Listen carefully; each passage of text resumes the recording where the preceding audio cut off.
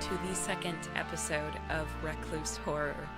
This is a daily horror movie review podcast, or eventually it will be a podcast. Currently, it's a YouTube series. It turns out, after spending until 7:30 in the morning trying to get this last episode posted somewhere, I had a problem with my planned host website. They're sort of calling themselves the biggest new thing in podcasting, but they have limits of 10 minutes. And as far as I know, you can't turn it into an RSS feed and post it anywhere else, which is unfortunate. So I spent most of my day today. I did actually go to see The Last Jedi, which was awesome. I don't care what anybody else says. It was fantastic. I spent the rest of my day trying to find any way possible to host this somewhere for free. I think I've sort of cobbled together enough resources from different areas to be able to do so, but currently it is not a viable option for iTunes until I figure out what's up with my RSS feed or what's up with iTunes. I will try to get this up on Stitcher if I have to keep it off of iTunes for a little while until I can figure that out. I will do so. I would rather have this in an audio format than in a YouTube video series.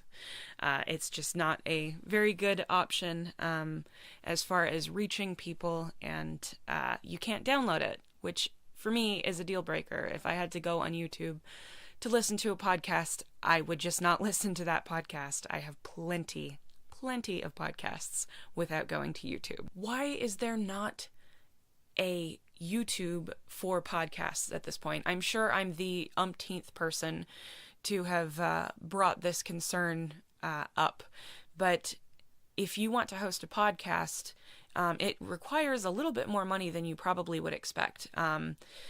You have to pay for hosting. Many hosts have limits on bandwidth and how much content you put up. And actually, in some cases, they have limitations on what you can put up. There is one particular site that will host your stuff for free, but if they find your content objectionable for whatever reason, they will just take it down, which I guess is their prerogative, but it's essentially censorship, and I'm not into censorship. So it really feels like there's a vacuum here. YouTube is allowing a free platform for anyone who wants to create video content. And honestly, if you want to create audio content and just throw a picture up there and do it like I did today, well, I was going to say yesterday, but no, it was 7:30 this morning, so that's today. Then you're more than welcome to do so on YouTube. There isn't quite the audience for it, specifically for audio content, but you can. I think it's a real shame that no one has tried to put together something specifically for podcasts that does the same thing. And it seems kind of strange. They've been around for so long at this point, and especially after the whole serial podcast phenomena, it feels like podcasts have really had a resurgence. I think they had a niche market at some point, but they're getting a lot bigger, especially now that they're host on Spotify and, Pandora and basically anywhere you can get music, you can get podcasts now. And people do. So, I don't know. Feels like there's a vacuum. I hope someone fills it very soon. And hopefully I will be able to be one of the people to test it. As it stands, if you found this on YouTube, thank you, and I hope you'll stick around and actually listen to it. If you found it on Stitcher, then I guess I'm patting myself on the back for that one, because it's been a long day. So, because of the time constraints caused by all of this giant fiasco and my computer crashing because the initial host site that I had also crashed my computer, thank you, I watched a short film today. Now, in more recent days, due to personal situations and work stuff, and also trying to switch formats, I've been trying to do this for a little while now. I've been watching a number of short films recently. I keep trying to stop watching them, and just do the feature lengths, but I've run into so many time constraints lately that it's probably been twice a week for the last few weeks or more. And honestly, I've really enjoyed it, especially. I wasn't really expecting to enjoy it as much as I have.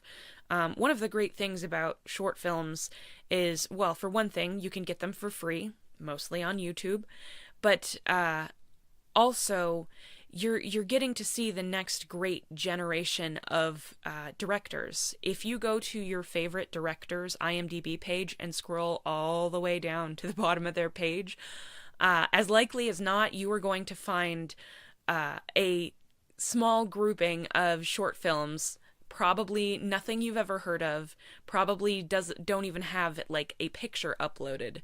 But this is how people do get discovered. They make these short films, they beg, borrow, and steal to be able to put together something that they love and really get their artistic vision out there into the world.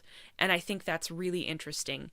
Some of the stuff that I have seen, probably not going to turn into the next big thing, but some of the films that I've seen, like this one, actually feel like there's definitely something there. There's a talent there that we may continue to see. Now, nobody involved in this project currently has anything major on their IMDb. In fact, the director and writer of this piece, one of the two writers anyway, he has only 3 short films listed on his entire IMDb page, as far as I can tell. It's called Pigskin. It's from 2015. And yeah, it was really good. Before I get into anything specific about the synopsis, if you are sensitive to depictions of eating disorders, this is probably not your film. The lead character in this does have an eating disorder, which plays out very dramatically, and you should consider your mental health before watching something. This isn't a big enough deal that you should risk your health to watch it. It was good, but not that good. So Pigskin is about a high school cheerleader who is asked out sort of on a date, in as much as that's a thing these days, by one of the football players. And her sort of conflicted emotional state causes some real horror movie scenarios to start playing out. I think the movie is a little over 10 minutes. I should have written it down, but I didn't. It's very good. It starts very strong. There's a very good opening scene with some really good title cards and everything. It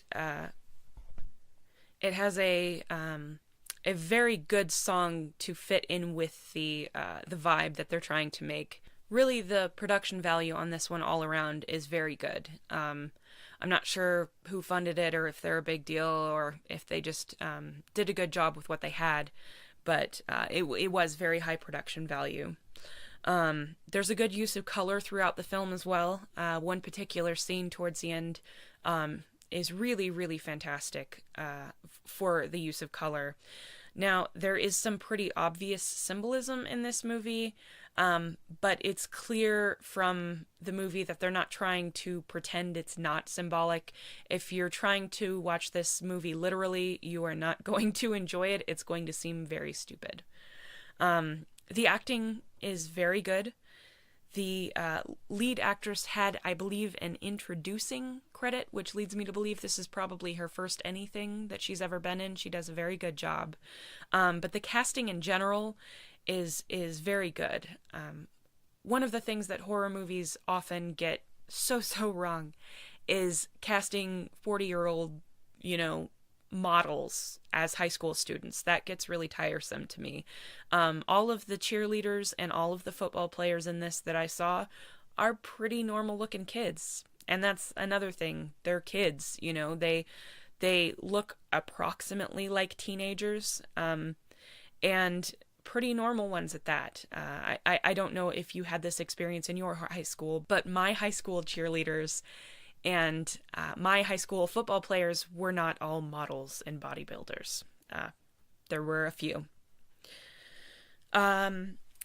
Probably the only specific negative that I felt watching this was one of the visuals in the movie.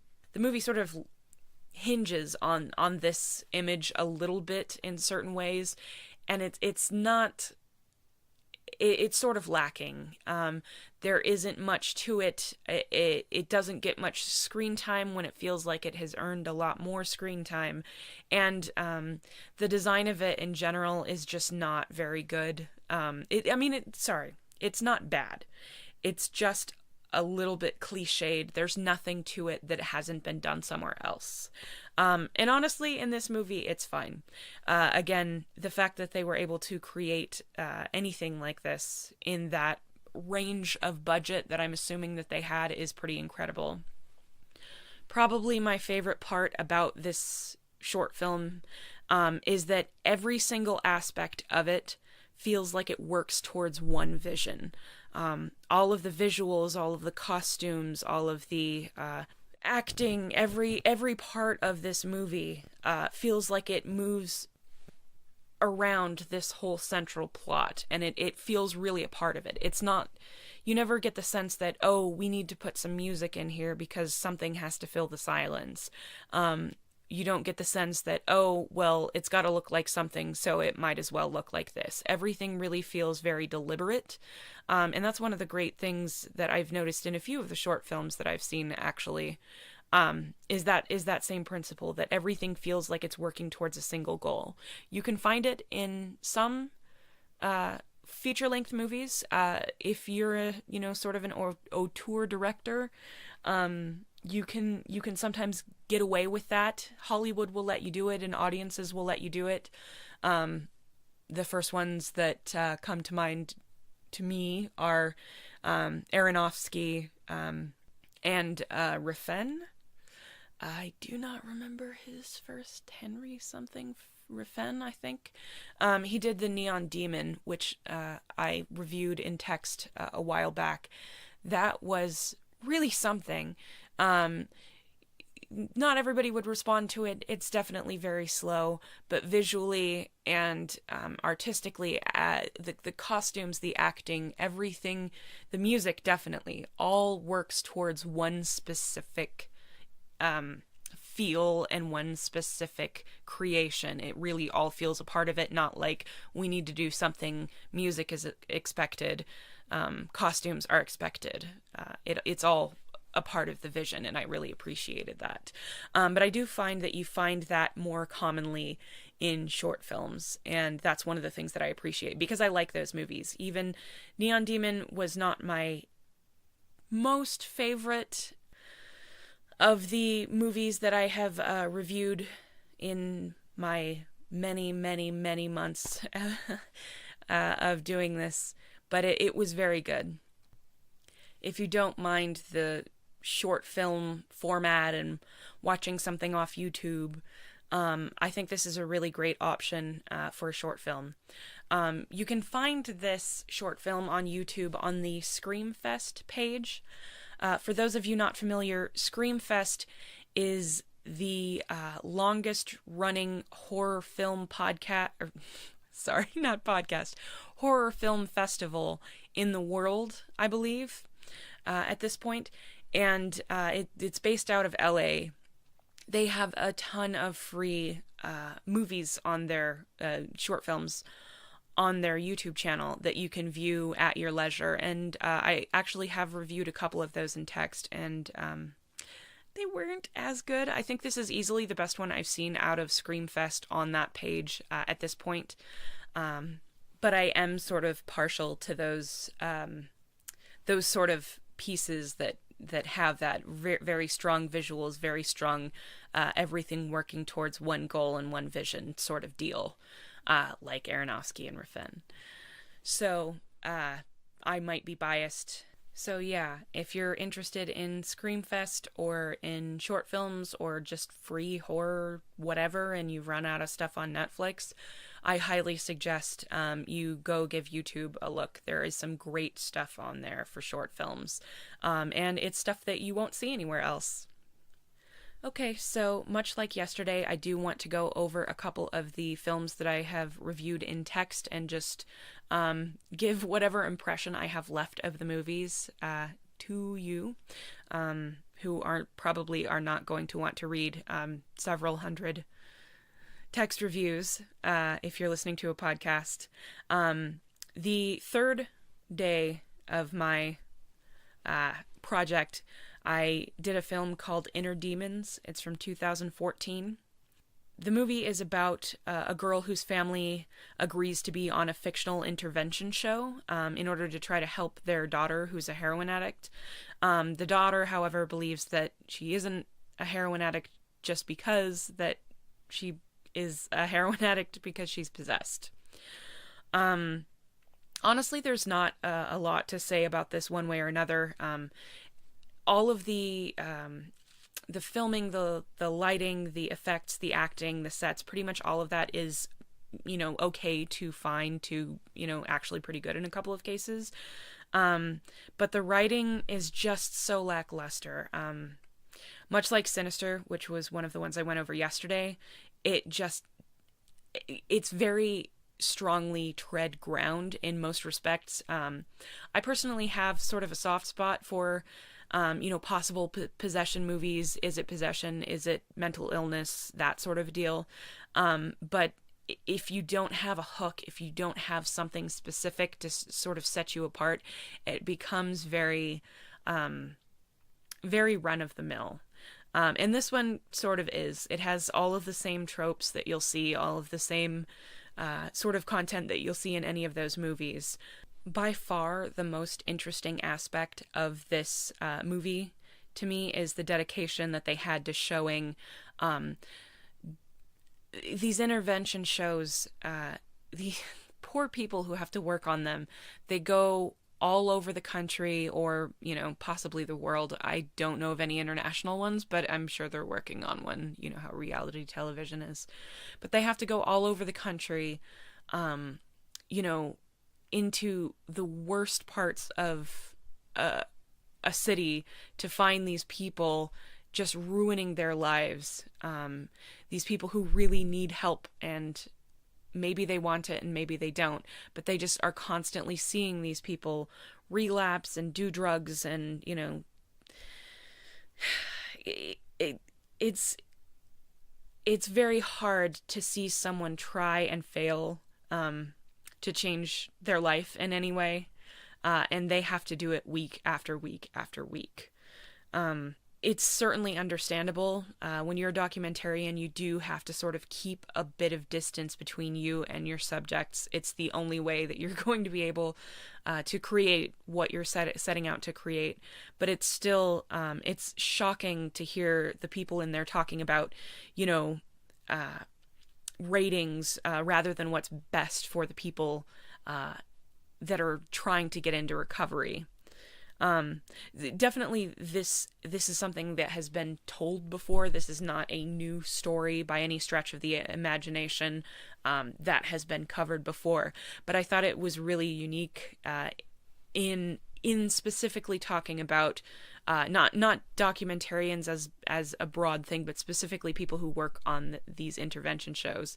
I have a feeling somebody involved in the production, one of the writers or somebody who came up with the story or fed it to whoever did eventually write the story, must have worked on one of these shows and saw just the depths of human misery that you really have to go through and witness, and can't do anything sometimes to sort of to help these people.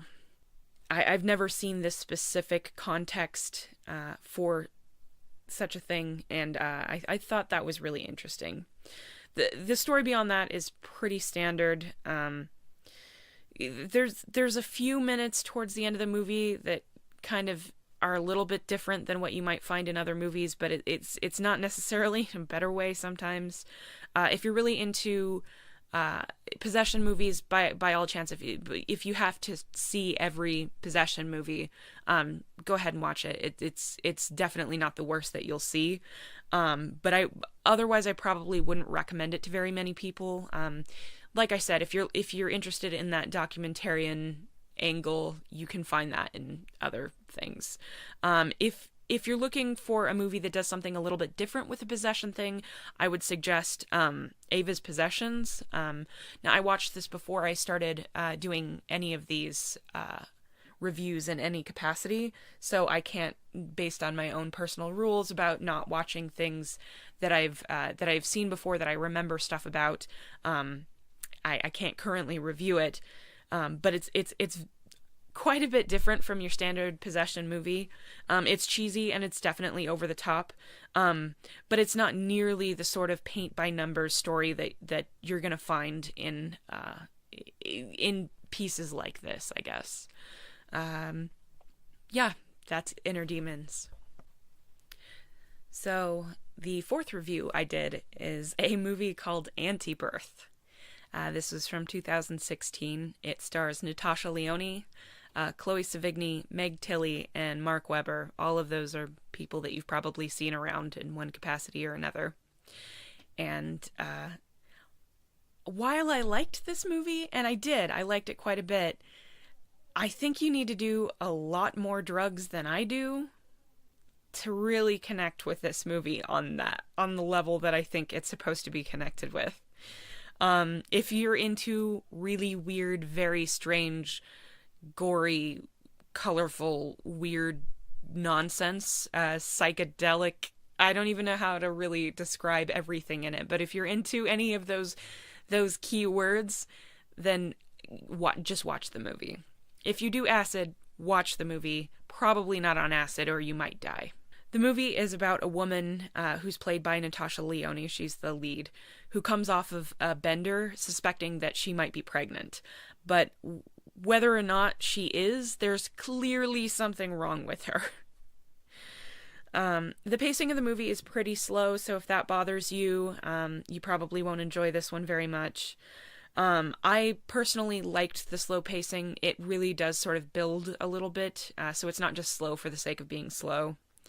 The visuals build up very gradually, and the pacing really gives it a chance to develop the full feeling and picture of what they're trying to do. This is not a movie that's really about the plot in any regard. This is really just, we needed a reason to show all of these weird things, so we slapped this together. I mean, not slapped it together, but it was a really good choice to pick Natasha Lyonne for the lead in this. If you're familiar with her, she has had a very long and public struggle with substance abuse. And in this role, you definitely get a glimpse into that experience. She definitely brings it and uses it to her advantage in this. Chloe Sevigny, who plays sort of her best friend, she does a really good job as well. And again, it's hard to say this for sure because I don't know as much about Chloe Sevigny's life, but it really feels like she's playing a much closer version to herself, maybe a little more bitchy than she probably is, but it seems like she's sort of playing some kind of version of herself in this. She likes to have fun, but comparatively, she still has some measure of control over her life. If you're looking for, a very well-told, cleverly written story about one woman's struggle with drugs and alcohol, this is not your movie. If you don't mind the plot sort of taking a back seat to just really strange and very intense visuals, then you might enjoy this. Maybe David Lynch fans might enjoy this. I don't happen to count myself among their number for the most part, with a few exceptions. So it's, but I feel like David Lynch fans might find themselves really into this. If you liked stuff like Wild Zero or gosh, I don't know. There's probably some other ones. Just really strange visuals, weird stories, very strong, druggy, whatever. You'll probably enjoy this. It does have a beginning, a middle, and an end, which is more than I can say for most David Lynch films. So, it's very entertaining, even though it doesn't always feel like it knows exactly what it wants to be. If any of this sounds like if it's not going to appeal to you, then it probably won't, and you can probably skip it. And if you're not into the whole psychedelic, druggy, whatever, you might still be into it if you're a horror fan. But definitely people who do a lot of psychedelics are probably going to enjoy this one. Again, I would stress, probably don't watch this one while you're on drugs, or it might cause you to do something you'll regret. So I guess that's it for this episode. Hopefully you found this on Stitcher. If not, you probably found it on YouTube, and that's fine too. Thank you, YouTube, for being there, I guess, when you need it. I did have a chance to set up all of those social media profiles I was talking about. Basically, if you search Recluse Horror on anything, you should find me specifically. It should be my pages. I'm on Instagram, Twitter, Facebook, and probably a few others that I can't remember at this point, because that feels like ages ago when I set those up. If you enjoyed this very strange, chattery, sort of rambling thing, calling it a podcast, please subscribe wherever you did find us. You can share it with friends on social media. You can just sort of yell it on top of the building. That'd be pretty cool. Maybe record that. If you have any questions, comments, or if you just want to share a video with me of you yelling that from a roof somewhere, then go ahead and send it to reclusehorror@gmail.com. Hopefully I will be back tomorrow with Sam. I do think he does a better job of putting a stop to all of my babbling than I do on my own. If not, well, I apologize in advance. Thank you for listening, and this has been Recluse Horror. Hope you enjoyed it.